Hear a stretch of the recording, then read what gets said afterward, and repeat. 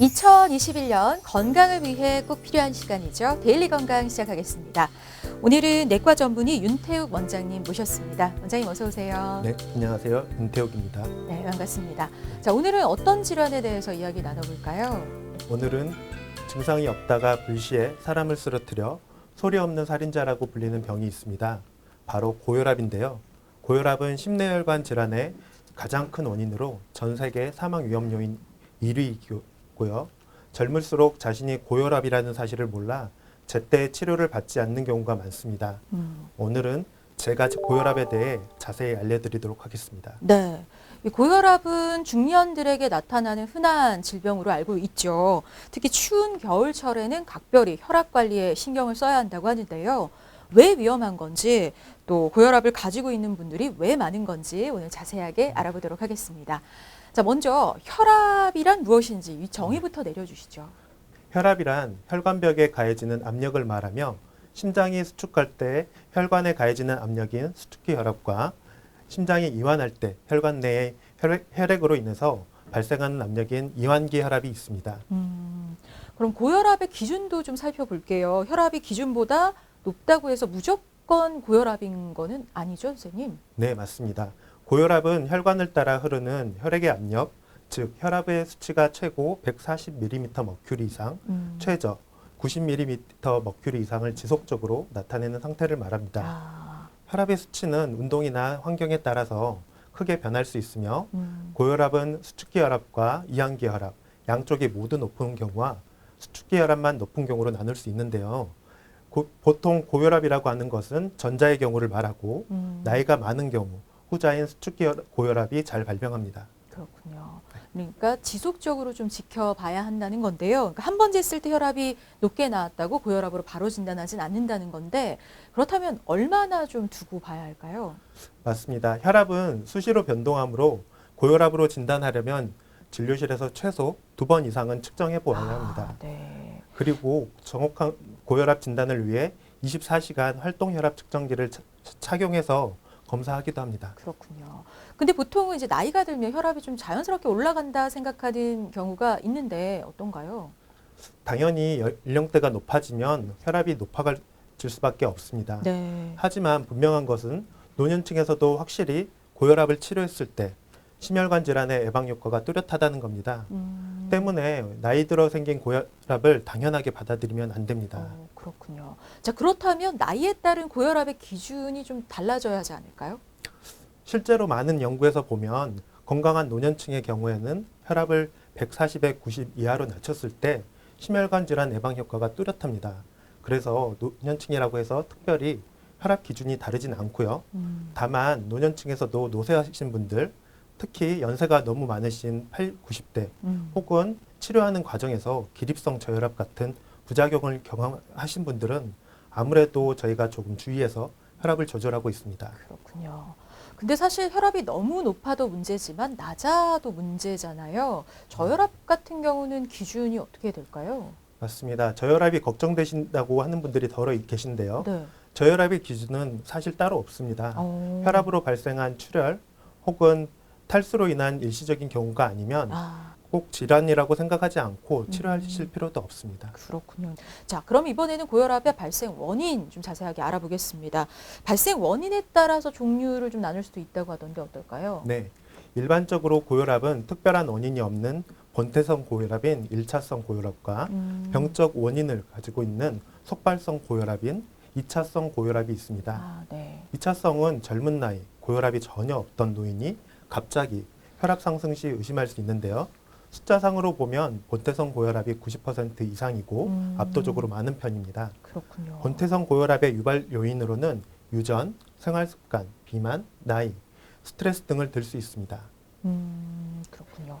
그러니까 1차성 본태성이 많고 고태성의 원인들을 이제 짚어주셨는데 자, 그렇다면 2차성 고혈압 발생 원인은 어떻게 될까요? 네, 2차성 고혈압은 혈압을 증가시키는 물질이 분비가 되어 혈압이 오르게 되는 경우로 대개 전체 고혈압의 약 10%가량 된다고 알려져 있습니다. 2차성 고혈압 중 제일 흔한 것은 신혈관성 고혈압인데요. 네. 신장으로 가는 혈관이 좁아지게 될 때 신장에서 혈압을 감지하는 세포가 신장으로 들어오는 피의 양이 감소되었다고 판단하게 됩니다. 그래서 혈압을 올리는 분비 물질을 분비하여 실제는 혈압은 정상인데 이러한 기전에 의해 혈압이 오르게 되는 것입니다. 이러한 경우에는 혈관을 넓혀주는 시술을 하게 되면 혈압이 정상이 됩니다. 그렇군요. 자, 근데 본태성 고혈압이 압도적으로 많이 발생하는 거니까 본태성 고혈압을 좀 더 알아볼게요. 본태성 고혈압, 그 원인을 정확하게 모르는 경우도 많이 있다고요?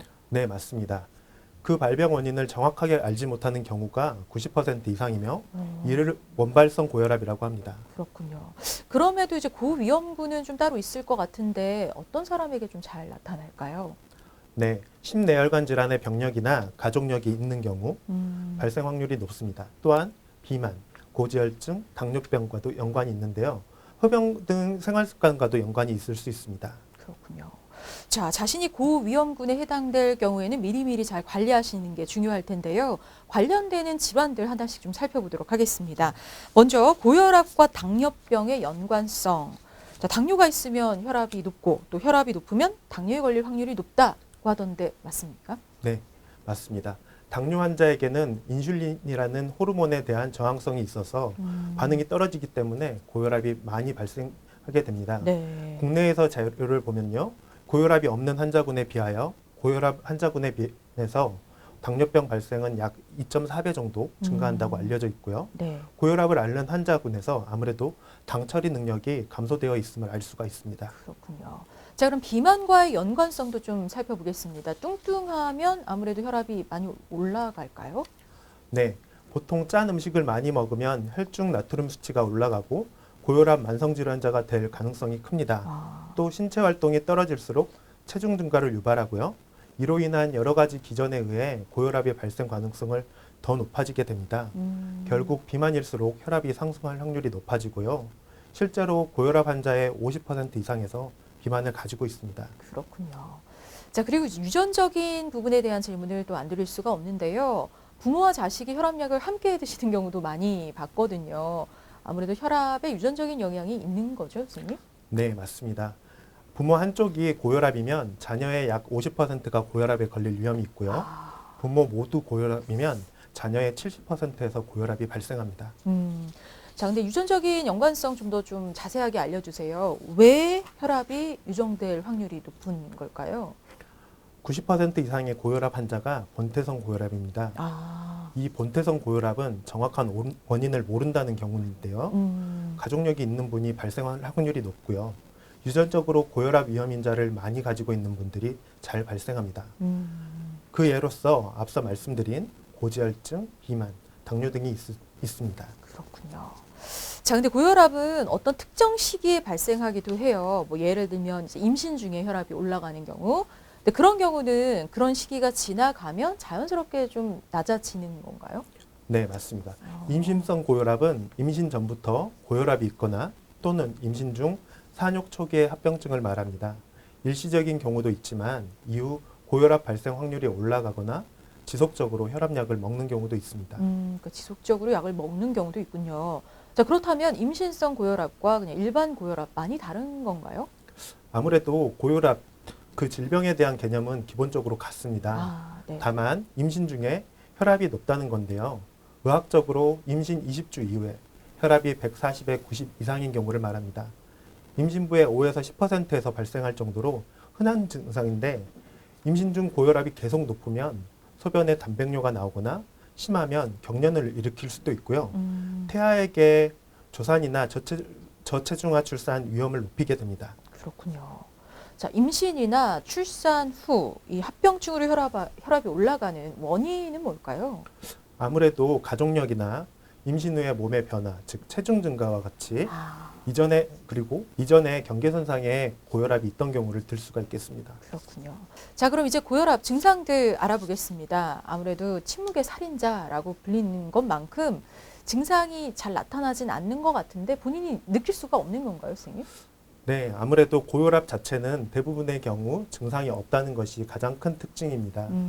일부 예민한 분들은 갑자기 혈압 변동폭이 아주 클 때 두통이라든지 뒷목의 뻣뻣함을 간혹 느낄 수 있지만 대부분의 그런 경우도 혈압하고 무관한 증상인 경우가 많습니다. 그렇군요. 그렇군요. 그래서 혈압의 수반대 증상이 나타나는 건 드문 현상이기 때문에 증상에 의존해서 본인이 혈압이 높다라고 진단하고 판단하는 것은 굉장히 위험한 생각이라고 할 수 있습니다. 그렇군요. 근데 혈압이 이제 매번 그 높게 나오지 않아도 고혈압으로 진단할 수 있는 건지 궁금해요. 그러니까 언제 한번 딱 쟀는데 그때 혈압이 높게 나왔고 뭐 고혈압으로 진단 기준에 맞게 나왔다고 해서 고혈압으로 바로 진단을 할 수는 없는 거죠, 선생님? 네, 맞습니다. 그게 아주 중요한 문제일 수 있겠습니다. 우리 그 일반인들은 특히 혈압이 높아지면 그것이 고혈압이 아닌가 하고 걱정들을 하시는데요. 네네. 대개 일반인들이 혈압을 재는 때는 스트레스를 아주 많이 받으시거나 뭔가 네. 불편한 증상이 있으실 때인데 네. 이럴 때 혈압을 재면 당연히 높게 나올 수밖에 없습니다. 수축기 혈압이 160 이상 많이 올라가는 경우도 많고요. 하지만 우리가 말하는 고혈압의 기준은 결국 하루 중 제일 낮을 때 혈압을 쟀을 때 혈압이 높으면 고혈압이라고 진단할 수 있겠습니다. 따라서 높게 나올 때가 중요한 것이 아니고요.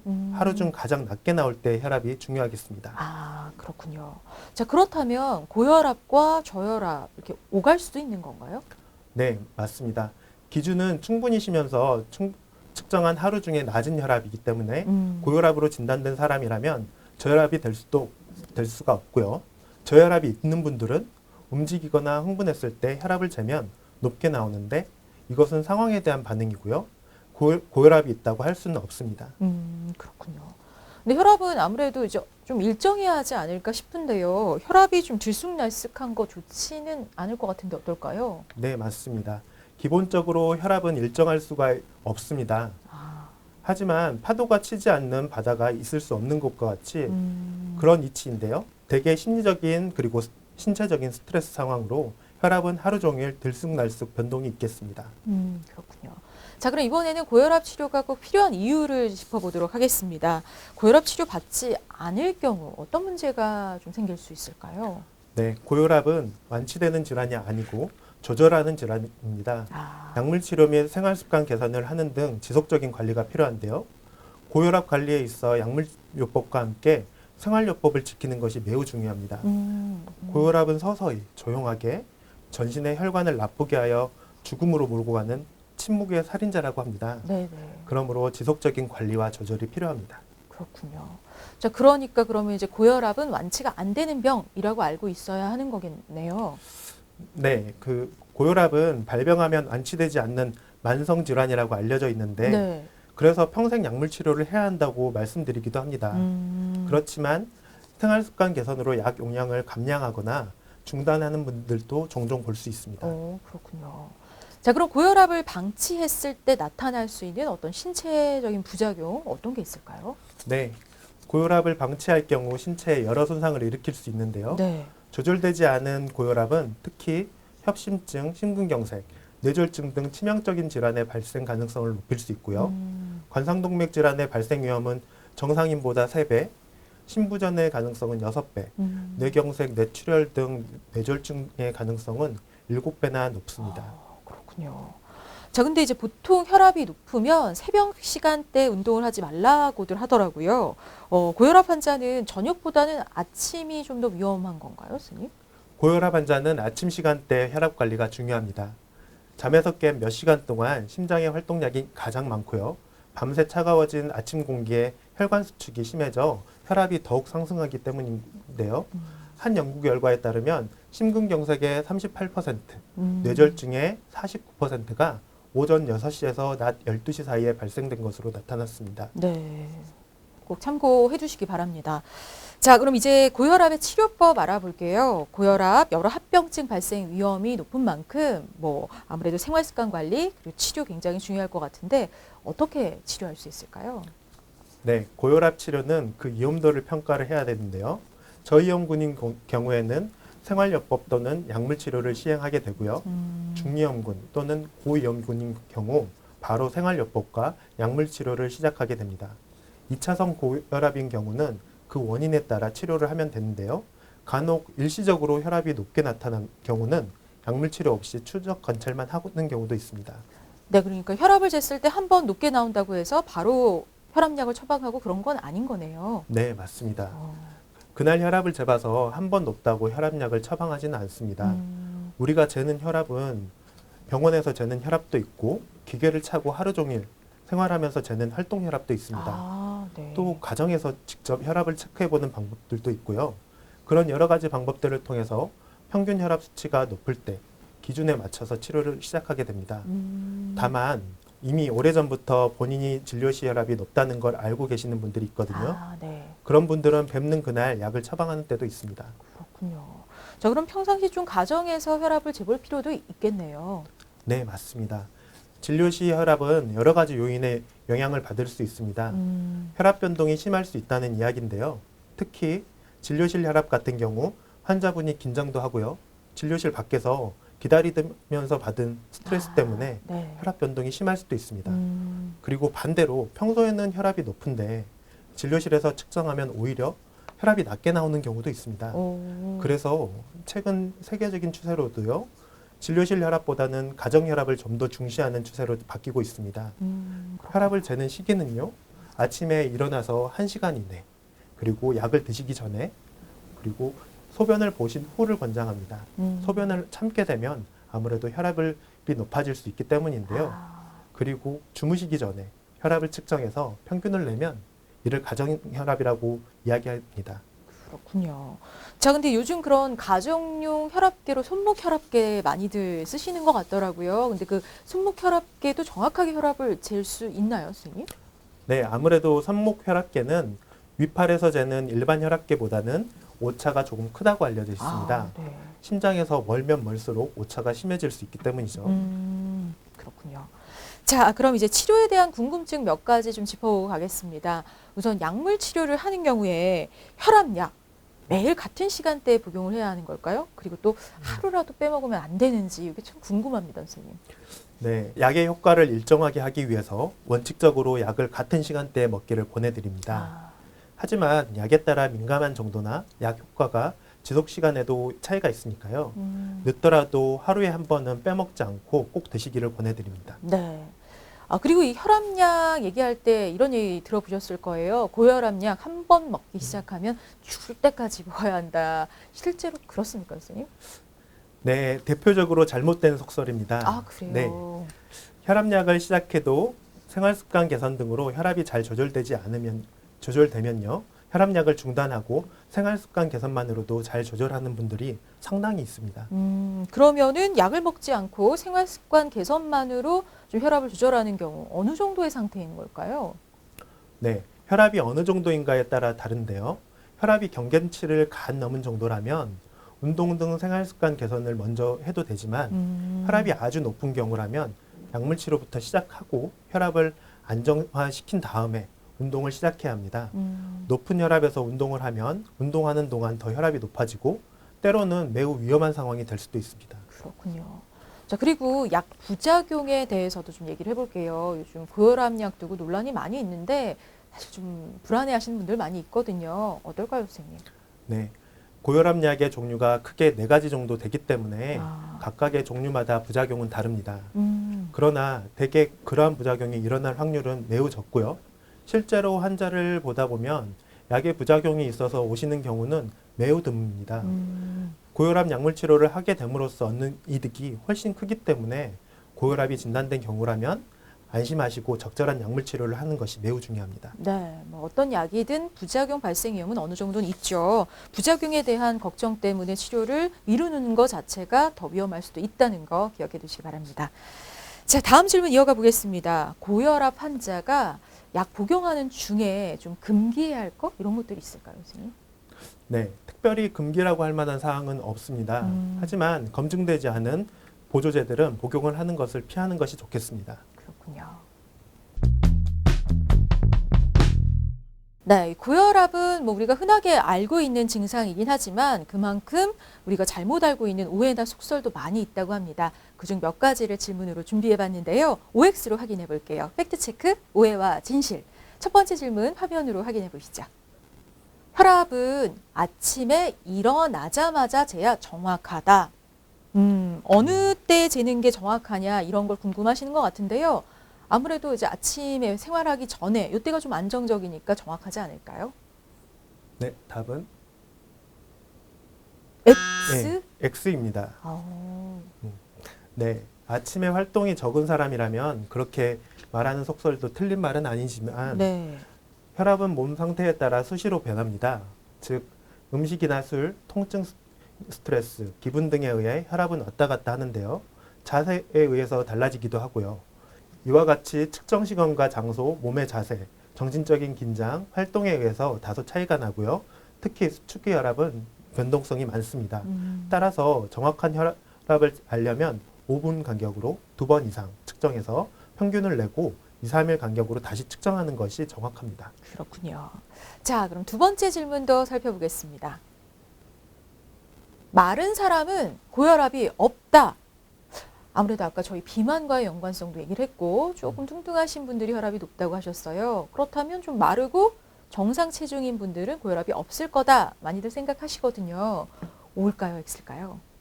네, 답은 X입니다. X.